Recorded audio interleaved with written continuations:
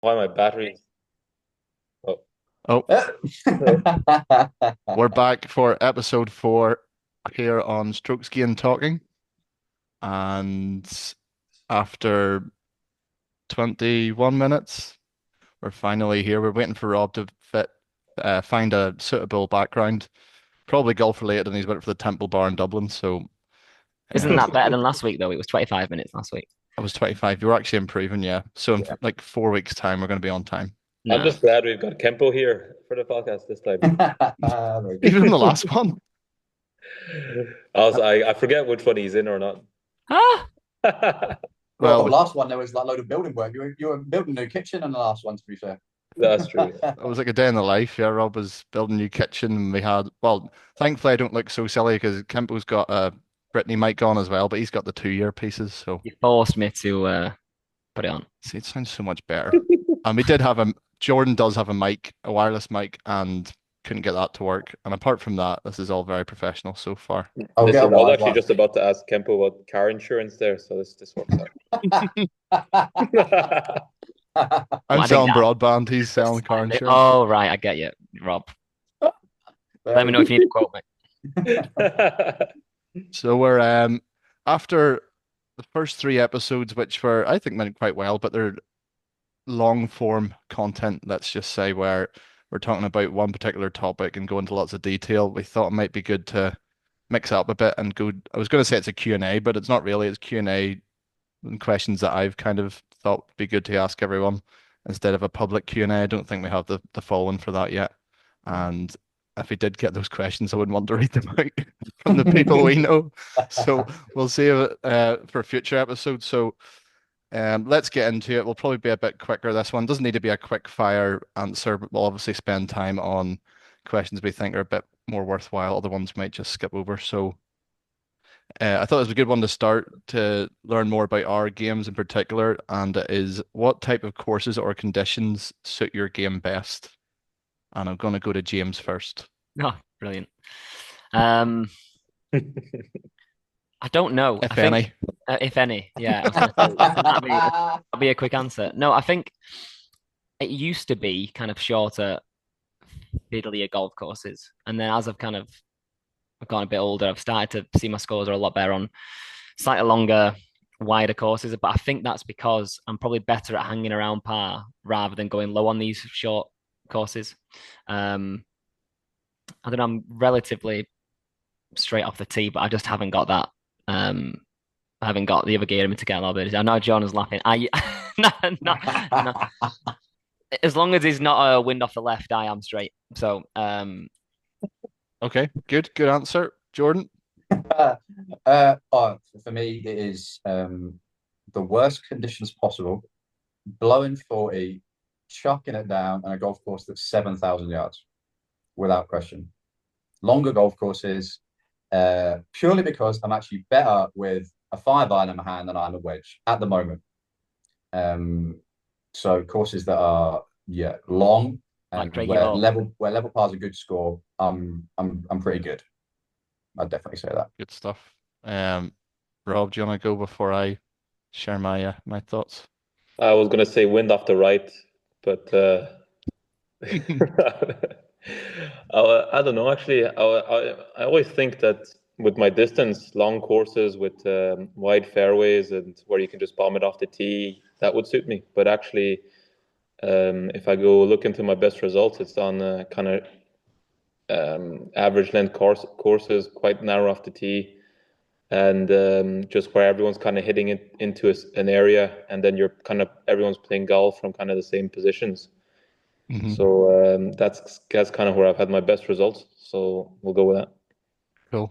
I think I'm similar to Kempo that I would usually have been better on maybe tighter, more fiddly golf courses. You think about the Bucks circuit when we played college golf, the likes of Alyth where you're hitting irons off tees because back then it wasn't the longest and no one ever made jokes about it. That was just no, No to matter be no fair, matter how long you get, you will always have that. What do you yeah, mean back then? yeah, back then. No, I had an acceptable distance, so but I would say yeah, links courses generally because I hit the ball quite low normally, and I don't mind hitting knockdown shots and things like that. I would struggle in a tournament to shoot under par consistently. So actually, when it's flat cam conditions compared to the field, I'm probably not going to win or compete.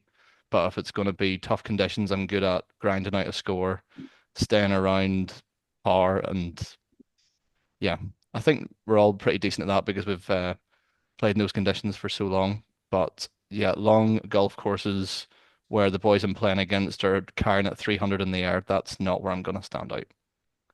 So, so yes. And a kind of a follow-on question to that is when your swing starts to go off mid-round, what do you do? Do you have certain tendencies that you pick up and go, oh, this shot's came back again? And I suppose the second point to that is how does your strategy change? Jordan, go for it.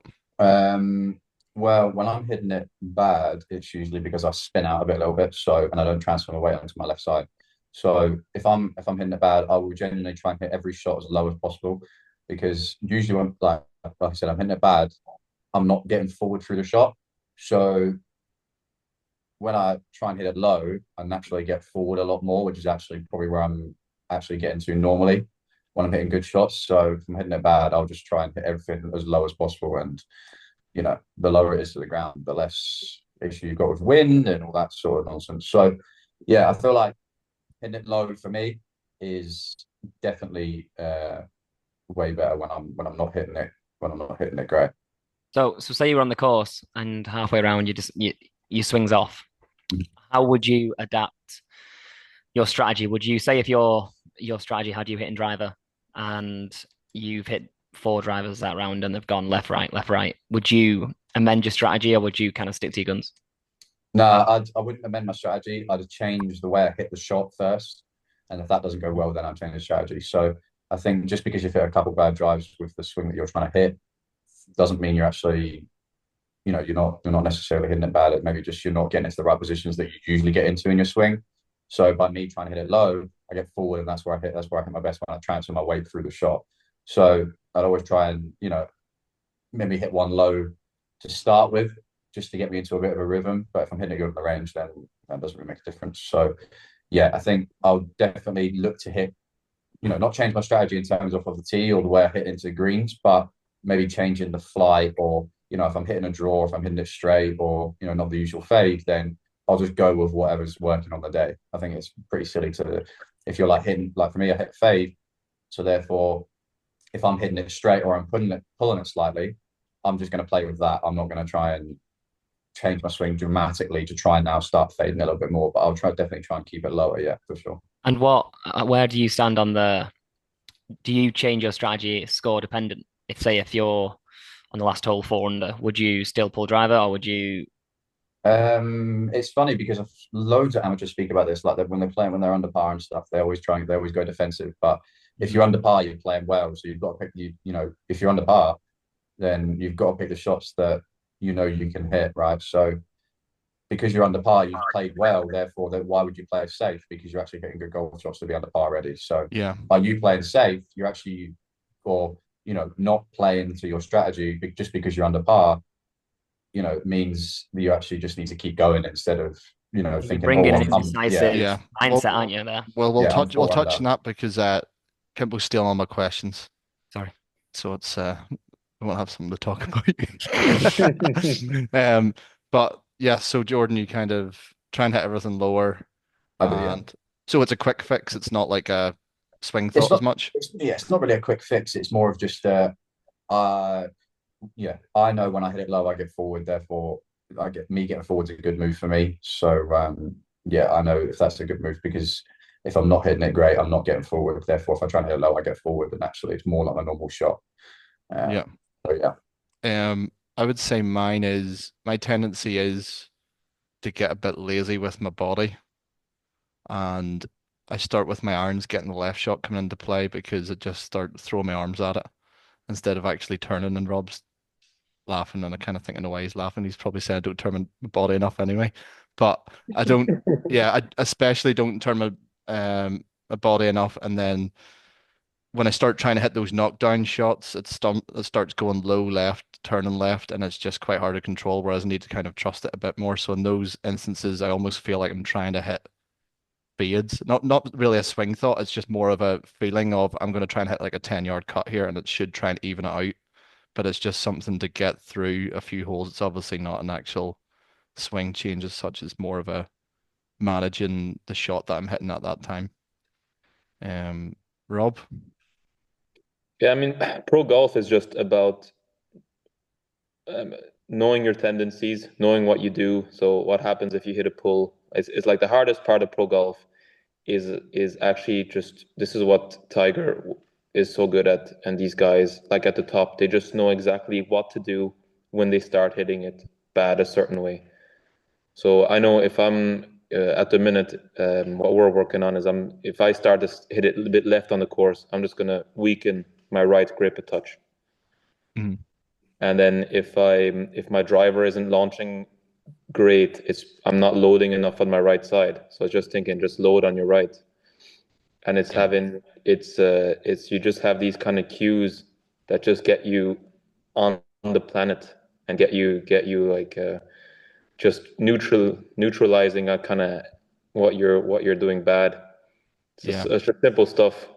That's interesting. That it kind of scares me, the thought of me changing my grip or adjusting my grip during the round. It feels easier to change something in my swing. The thought of moving my grip round even a little bit.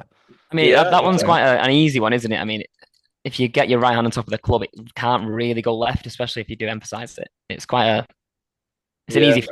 yeah. You'd be surprised how much guys change grips, how much they change grips depending on certain shots. If like there's trouble left, I know some guys that are top players that will just like weaken their left hand, weaken their left hand or weaken their right. If there's danger left off the tee, if um, if there's danger right, they just strengthen their left hand a bit. Like guys change their grips quite a quite a bit on the course. Maybe where I'm going wrong. That's not a bad idea to try that. Ethan, I've seen you play. I don't think that's exactly where you're going wrong. Yeah, maybe swing it good first and then change your grip. Come on. Kempo? I mean, look, there's not really much to add. I guess, like Rob said, it's understanding your tendency. And for me at the moment, I know my right miss, especially off a tee, it gets, but in competition, there's ways to manage it. And for me, it's just trying to kind of stay down, keep my right shoulder over it, and basically, like John said, kind of keep it low. My bad shot is when I've come out of it, stayed right on my right side and hit the high right shot. And it's quite a good feel through the bag, keeping your right shoulder down. So, yeah, not much more to add than what Yeah, you've. I mean, keeping it low is great if you're really struggling. Yeah. Yeah. Yeah, then there's other things like if there's danger left, what different things you can do. But if you're really struggling, keeping it low is the mecca. Yeah, Yeah. for sure. Would you keep it low, sort of similar to what Kempo was saying earlier with driver off the tee? And we'll talk about driver strategy separately, but in terms of if you're hitting your driver bad, are you trying to hit your driver low as well, or will you just pull out a 3-wood or a 2-iron? No, I hit driver low. Hit driver low, yeah. Yeah, without question. You got to try and get the big dog in play because if you're suddenly if you're hitting 2-iron or 3-iron off the tee, you're like 40, 50 yards back. So that's suddenly like two clubs. Guys are going in with 7-iron, you're going in with 5 or a 4. So that's a huge dispersion gap between, or even like wedge and 8-iron. Suddenly you've got 130, 140, or you've got 160, 170. So yeah, definitely. Even like a low driver is obviously not going to go as far because it's going to hit the deck quicker, but you're still going to be 30 yards further up than a 3-iron or a 2-iron. You just tee it lower? Yeah, I just changed my swing a little bit. Well, I changed the way. I don't change the like my hands and all that, but I'll change the way my body moves. Okay, we're getting a bit of a theme here. Jordan thinks about his body quite a lot during the swing. I try and keep it as simple as possible because I can compute all that on the course. Rob was saying that's actually surprised me. More people change their grip on the course than I thought. And Rob's gone. He did say he's going to leave at some point potentially. I didn't think it was going to be this early, but he could also be back soon. We'll see. Once he's found a I phone think out charger. of four podcasts, he's left 3 of them at one stage. So I think he was always just listening to our chat and thought these boys have no clue what they're talking about. Yeah. Yeah. Heard Ethan and I speaking about our swing before. This is not for me. Yeah. Ethan's like low left. Oh god. I'm playing a tournament this week. I can't be thinking about that. Oh, he's back. There you He's go. back easily. That was I think it was just from dramatic effect more than That's anything. great, Rob. Best, Well, while best he's I've ever looked. while he's sorting himself out, there he is. You Rob know, is I just got a call there, and I just try to click on, you know, when you get like these 8 options that come up on your phone. And I just thought I clicked on end that call, you know, keep on doing what I'm doing. And I just clicked on the button, and then the whole system shut down. And I was like, where's everyone gone? we're back. Don't worry. We were saying out of the three or out of the 4 podcasts we've done, I think you've dropped off at least 3 times, and the other time you were building a kitchen. So the 5th podcast is going to be where we get your The, full attention. the podcast is like my second activity every evening. Right. Yeah. Next week, I'll bring the guitar next week. Yeah, Right, okay. Next one, and I'll go to Rob first just to pick on a wee bit. What's the hardest shot in golf in your mind? Um, probably the one after the shank is a tough. You knew you were gonna say I really wanted to use that joke, but I'm glad you did. Oh, is it tough? I went through. I remember going through a season where I had a serious case of them, a serious case of them. And Jordan remembers this. We were in America, and I kept shanking it like just once around. It just always happens like when you least expect it, and then your next shot is always like with the same club for some reason. Yeah. It's yeah, the mid curse of iron. the Yeah. game, like. And the club face never that heel in the club. This is why I play a certain type of iron now, and the only reason why I play it is because the hosel in it is the offset is so small that you can't really see any hosel. That's my, Oh, so good.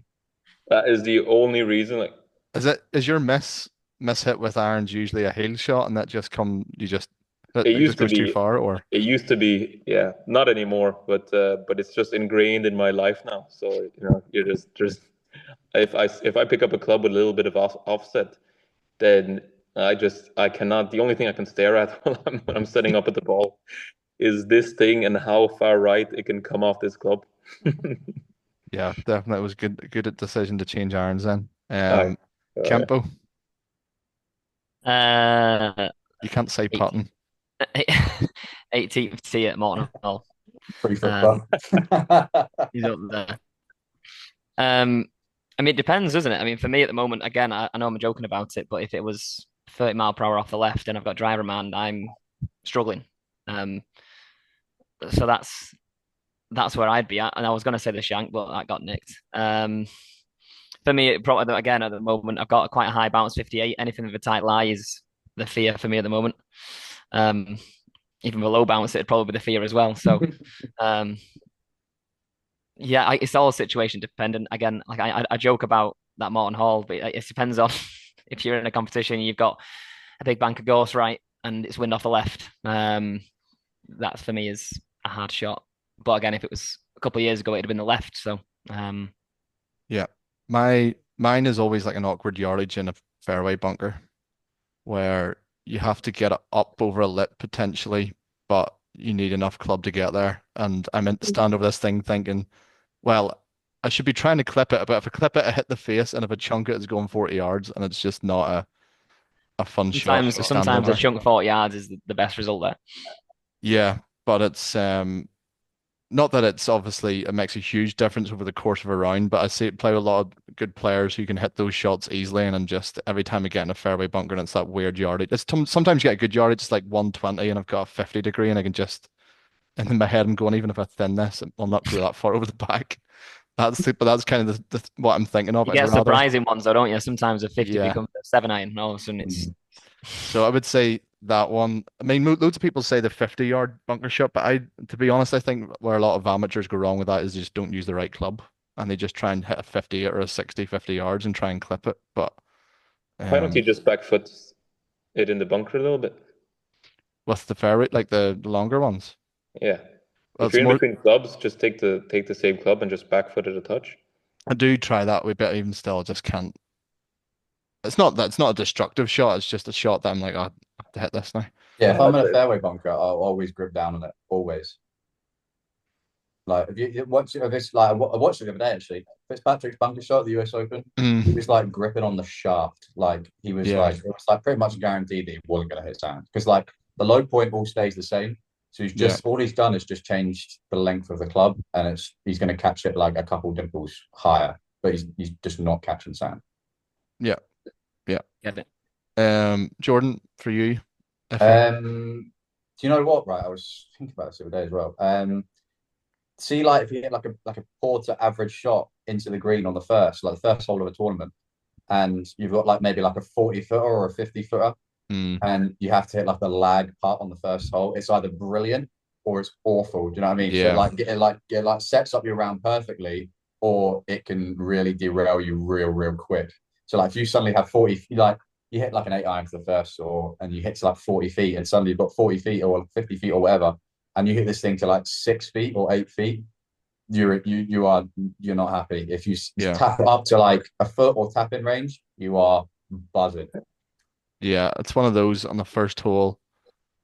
I don't know if pros, well, these are pros, but like top pros would admit it as well. You don't want like a 6 or 7 foot on the first for birdie. You'd rather No, be 10 feet away, 12 no, feet away. Really? absolutely. The closer the better, without question. Why would I want 10 feet instead of 6? Because if you miss it, it doesn't matter. Yeah, exactly. Because you miss it, you're not like There's a mentality of stand the over two the amateurs going out. 6 feet going, I'm gonna miss Such this a one. weird question. Me and Rob are absolutely banging our heads against the wall there because Yeah, not this being is the funny, right? You've got like an extra 20% chance of holding it if you have it from 6 feet instead of 10. And this is Not why on the- this not on the- podcast not is on the so first good. screen. You've got Not us on two the at the This is- top screen Jordan. talking like this. Jordan, have you ever played with amateurs? Sometimes I go, sometimes I hate hitting it to like 3 feet for birdie because I'm like, I feel like I'm like if I miss it, I'm such an idiot. Oh, honestly. And I'm like, what? And then sometimes you hear this on the course, and you're like, what? Sometimes I'd rather hit it to like 10 feet than 3 feet. Yeah. I feel like I'm going to be more confident on my 10-footer. I said that to you last week. I'd rather hit it to 10 feet instead of You 6. talk to speak. You play with these amateurs who are in the That's what I call. say. Yeah. I'd rather hit it to 10 feet instead of 6. Put more positive stroke on it then.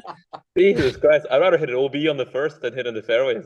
Honestly, just to Yeah. settle me down. My Yeah. God. Well, Like outrageous. talking about putting, I've got one, and I think this is a good time to ask it as well because Jordan's been looking into a certain technique for green reading. So, do you think great putting is more about technique or green reading? I think if you have, it's a weird one because if you have a stroke that's consistent and you know it's consistent and you know, if you know exactly where the ball's going to start online, then it's more about green reading. But if you've not got a sound technique where you don't start the ball online every single time, then you need to work on your technique. It doesn't matter how good you read the greens. Like you might get lucky and misread one and hit one offline and it goes in, but you need to learn to have a good start line because if you don't start the putt online to the line that you want, you know, even if you're a great green reader, you're going to miss.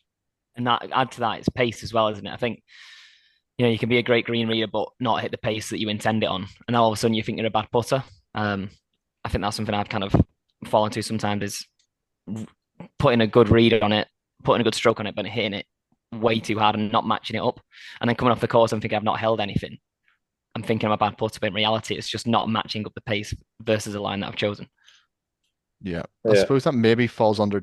Well, does it fall under technique? I suppose it does, but yeah, it is definitely. There's 2 points to that, isn't there? Obviously, if your technique isn't functional enough to control the pace and when you're going through the ball, then yes. But a lot of the times, it's literally a mismatch of me, especially overreading and then hitting a pace that I would normally do. Yeah, I mean, it's a bit of a funky question, Ethan, to be honest, because putting is 3 things. It's can you start online, can you read the green and then can you have the right pace? That's it. That's all putting is. Yeah. Well, but you've got to do it in a sequence. Do you know what I mean? But you have to be able to do it in that sequence. So if you can't put online, then there's no point doing any of the other 2. Yeah. So that's why everyone in the world, even if you're 30 handicap or whatever, should have just a little like ruler or a little gate, something that you go on the putting green 5 minutes and just check if you're starting the ball online. Just set up on a straight putt.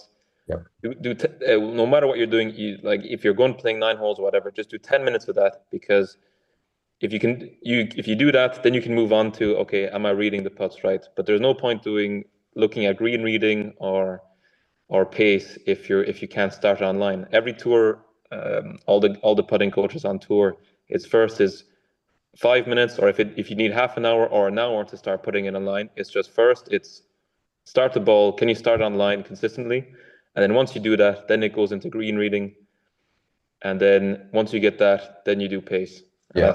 that's just See, putting. it's not a silly question because we got a great answer. Yeah, and So it doesn't really matter how you start the ball online. I was reading a couple of weeks ago about John Spieth and looking at his two best putting seasons, and his numbers on Sam Putt Lab were completely different. His Yeah. technique had changed completely over 2 seasons, yet the ball was still starting online. It just needs to be functional. Yeah. It's just, can you start online? Yeah, the stroke doesn't matter at all. Does it start online? Like people say, oh, he has a lovely stroke. I mean, who cares? Who cares? golf Really? related. But on that point, it actually leads in nicely to the next question. It's funny how that happens. Which is not just with putting, but this might be part of it, which is what is the biggest mistake that handicap golfers make? If you put it to one. Always come short. They always come short. They never take enough club. Sometimes, like for example, I see this all the time, right? People come short, but they'll see the flag at the front of the green, they'll bush note, they'll get a number, whatever, but they'll never play to the middle of the green or 10 yards long because it's just not what it is. But actually, if the flag's at the front for a high handicapper and the fat part of the green is the middle of the green, they'll never take enough club. They'll always try and go for the number. And one more thing to add to that is that if a flag is 150 yards away, they'll take, I don't know, a 7-iron, right? And 150 yards, like a 7-iron for them, like their best 7-iron is 150 yards. How often are you going to hit your best 7-iron? Probably like never, or like, maybe 1 out of 10. So they're always going to come short because they're always looking at a number and looking at what their best number is for their club. Yeah.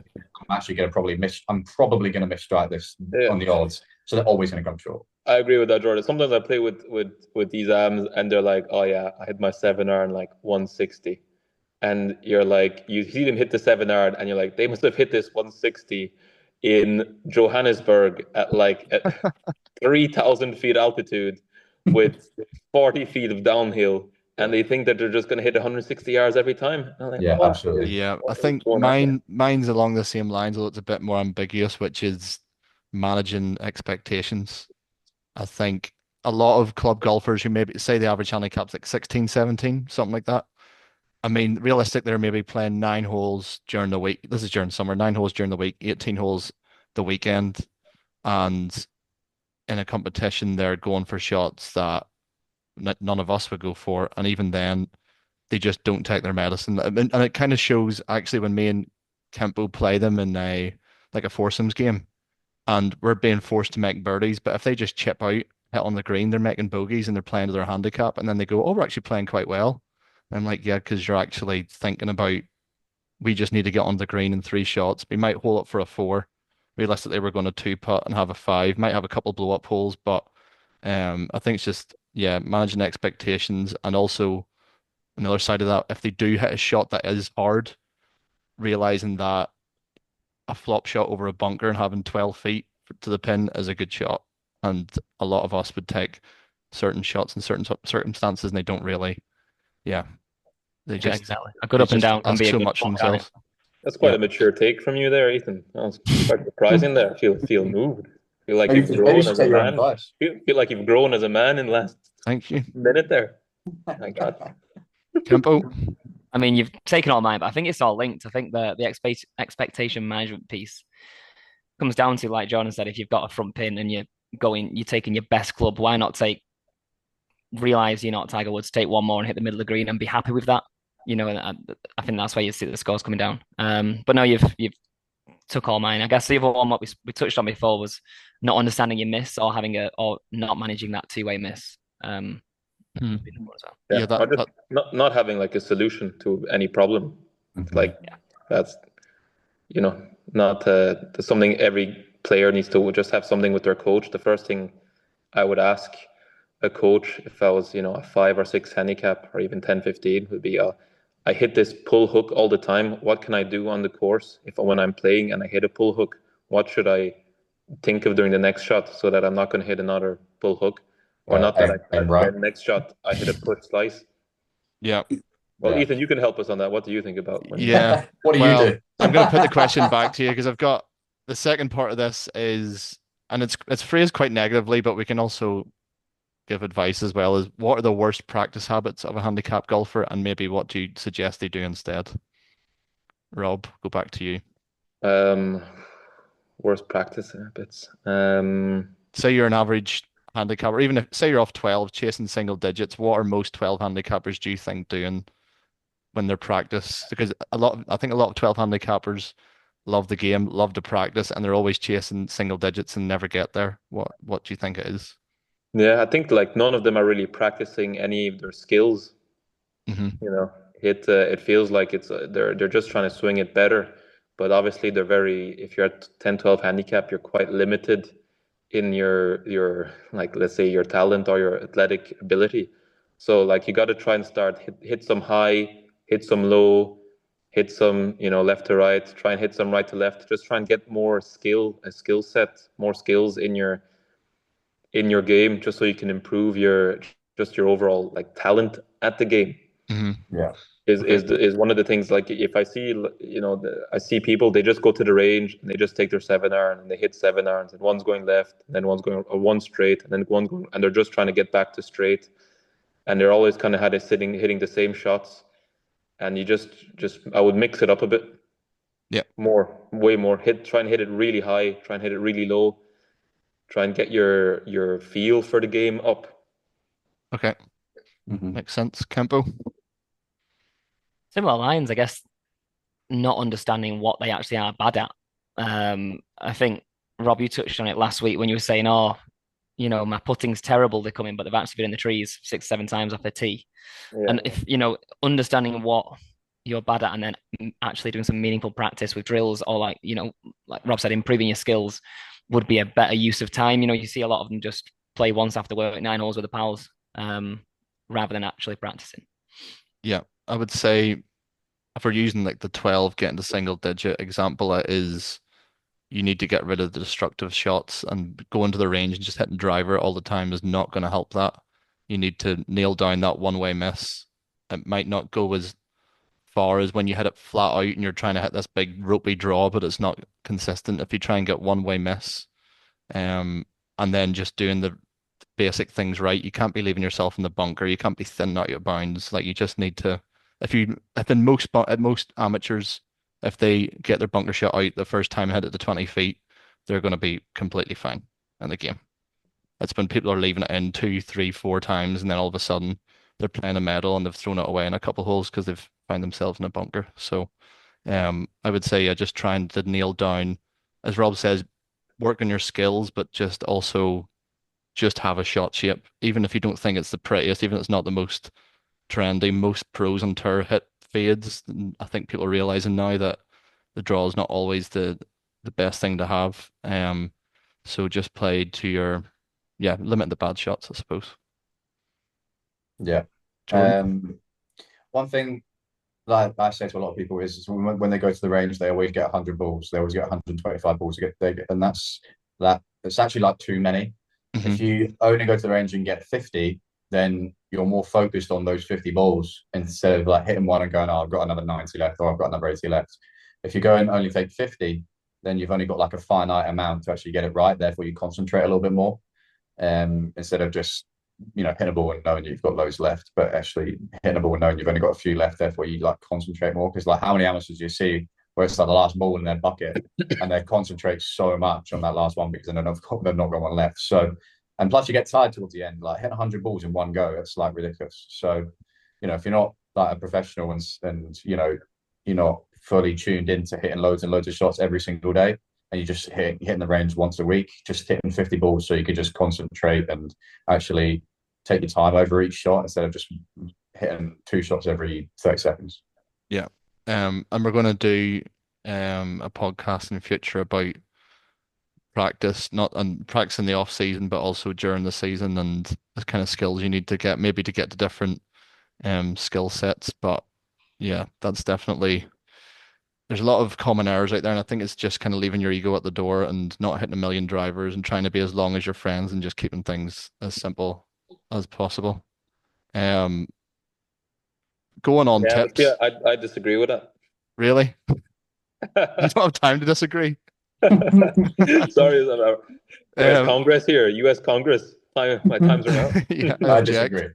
disagree. Talking about tips, this is amazing how this is working out. What is the best tip you've ever received? It could be a mental tip, doesn't have to be a technical thing. It could just be, I mean, I'll go first because I've got the questions here and I'd written a wee note beside it, and he's going to be buzzing that I've given him a shout out. But Jack Cope once told me that when he feels under pressure, he takes 2 breaths in and then 1 long breath out. And something as simple as that, if I'm standing over like a pressure pot and just doing that, even if I think, of course, it's actually helping me in a physiological way, but it's more it gives me time to kind of reset and compose myself. And that's like a really simple tip that anytime under pressure, I'll do that, and it seems to make me feel better. Yeah, I'm gonna go with if you know where the ball's not gonna go, that's really good. Because Is if that you know, Gandhi? I know right now that if my bad shots are right shots, so I know I'm realistically not going to hit it left very, very often. I might hit one left and it's a really bad swing, but if you know where the ball's not going to go and you know the ball's going to go right, then you can play golf from there. If you suddenly are standing and thinking this ball could go left, this ball could go right, then you're in big trouble. But if you know where the ball's, like a lot of people say, oh, it's going to go left to right, but if you know it's not going to go right to left, then that's perfect, right? So if you know where the ball's not going to go, then you can play golf. Cool. Campo. Tough question, isn't it? I mean, there's a few that stand out. One this year, there wasn't really a tip I've been given, but it was again social media golf. All the Joe Mayo people out there. It's my chipping is a lot better this year by just focusing on hitting the ball first. And just setting my setting in the way I set up the ball, focused around hitting the ball first before the ground. My chipping has got a lot better, less dunching it in front of me kind of stuff. I remember Rob, this always sticks with me. I don't know why, but you always told me when you're struggling with your golf, this was at uni, so you might have changed now. Feel like you're hitting it with your right pec, with your chest, and it's got me out of some sticky situations. That's all that I can think I've of. not heard you say that to me once. Mate, honestly, oh, it sticks to me. It's such a good feel, but again, that's probably because, like I say, at the moment for me. Think about my right pec all the time. Yeah, for me, like I said to you, Well, I think about your right pec and it's got nothing to do with golf. I think about Rob's right pec. Yeah, Rob's right pec. It's a great thought. It shows me out. But no, like I said, my miss is right, and I think getting that right side through shoulder and chest is a good feel for me. So, yeah, no, it's a tough question to drop on me, Ethan. All right, before I go to Rob, that just reminded me of one that Dino told me that Jordan has repeated a few times in the podcast, which is the middle of the green never moves. Never moves. And that's not to say that it's sometimes not, it's hard to be disciplined. Of course it is, but if you can remember that during a round and the middle of the green never moves, on most courses, regardless of where the pin is, you're going to have maximum 20 feet probably if you hit to the middle of the green. The hole is a destination, not a target. That's a really good one. Yeah. Might get that tattooed actually. What, next to the other one? Yeah. That's a dangerous tattoo to get. That is absolutely the thumbnail of this podcast. Yeah, is your tattoo. that isn't thinking about it out of context. That's not a great tattoo. I wouldn't put that tattoo on my back anyways. That's Put it on your peg. Yeah. Go on, Rob. You've had loads of time to think. You get so much advice, but the best one I ever got was from our sports psychologist in uni, Dr. John Mathers, who just I wasn't having fun on the course, wasn't having fun with the game, wasn't enjoying what I was doing, wasn't getting any pleasure, felt drained after rounds, and he just said, "Well, what actually brings you joy? What do you enjoy about golf? Like, really think about it." And he was like, "Do you just enjoy if you strike the ball great and shoot 68?" And that was the only thing that I could get pleasure. I couldn't even enjoy if I shot 68 and hit it poorly. I had to strike it really nicely and shoot 68 or even if I shot level par but I struck the ball great. That's the only thing that made me brought me pleasure from playing the game. And then he said, "Well, don't you? Well, you need to shift that. Like you need to find you need to be like you need to nearly love more shooting 69 and hitting it terrible. That needs to bring you more pleasure than my whole focus on the game was striking the ball pure. That meant I was a good golfer, and that was what would give me pleasure. But it's he, ever since then, I've started writing down in the book everything that gives me pleasure playing golf. And I went from a guy that was like drained after rounds, so tired all the time playing. When I played bad, I was in a bad mood. And now like I could shoot 76 and I'd still be, I could still find things that I loved about the day. And every day I finish golf, it's about finding ways of being happy and playing the game with, just finding pleasures in the game is the most important thing, really.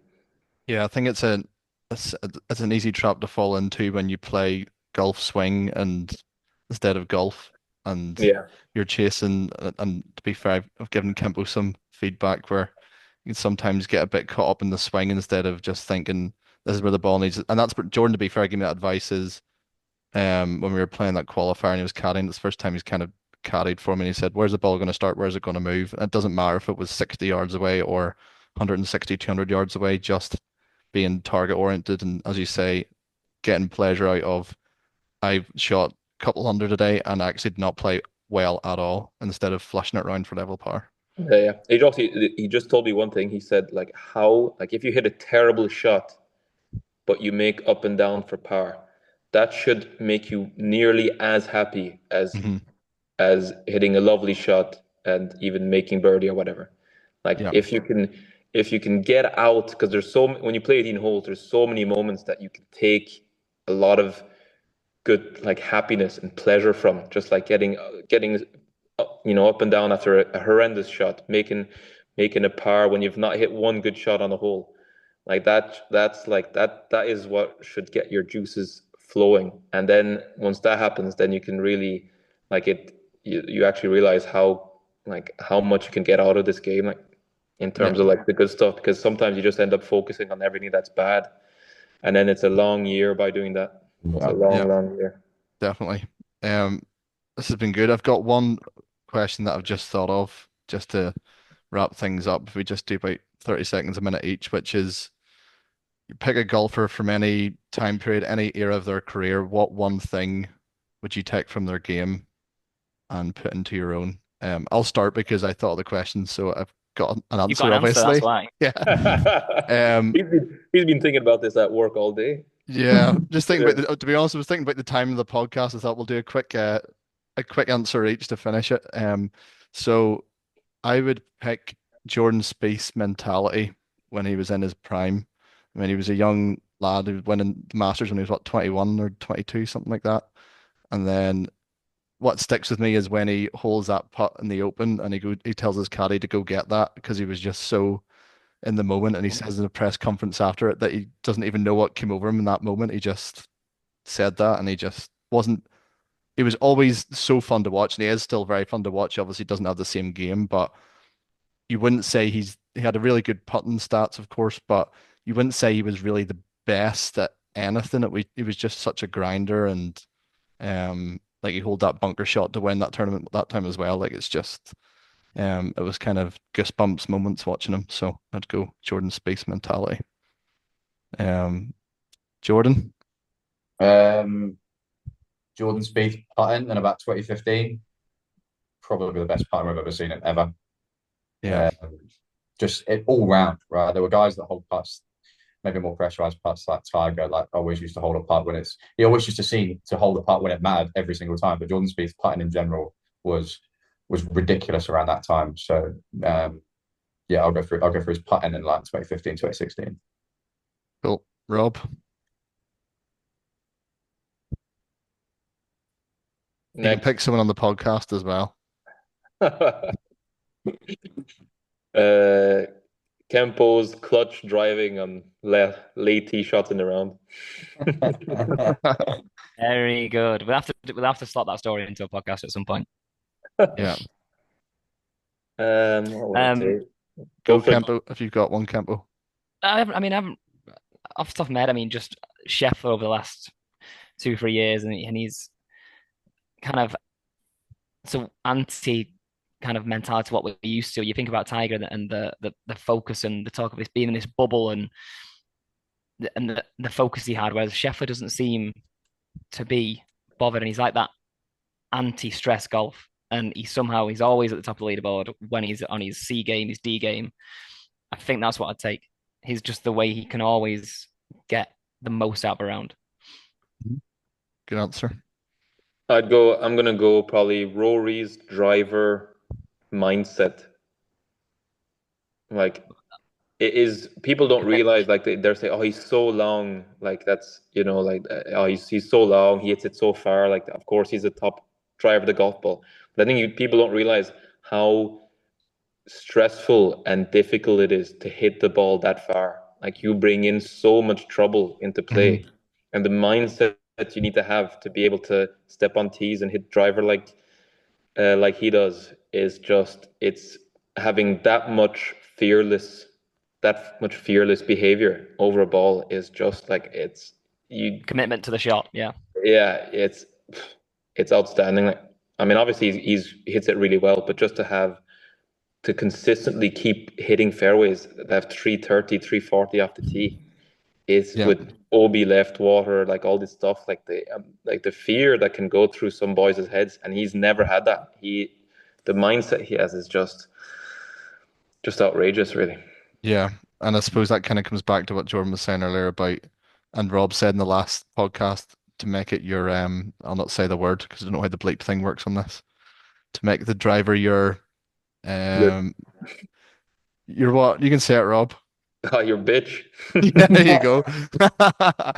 Um, yeah, and just not being scared to pull driver. And I think Jordan said this as well. Like if you have a hole and it's just as wide, 40 yards further than where a 2-iron would hit you, then you might as well just hit driver Yeah, and yeah. get yourself up as far as possible. But He's been top in 10 in the world for 12 years just because he's made driver his like absolute bitch. Like he has that thing. Asked him what he wants for dinner every night. Like,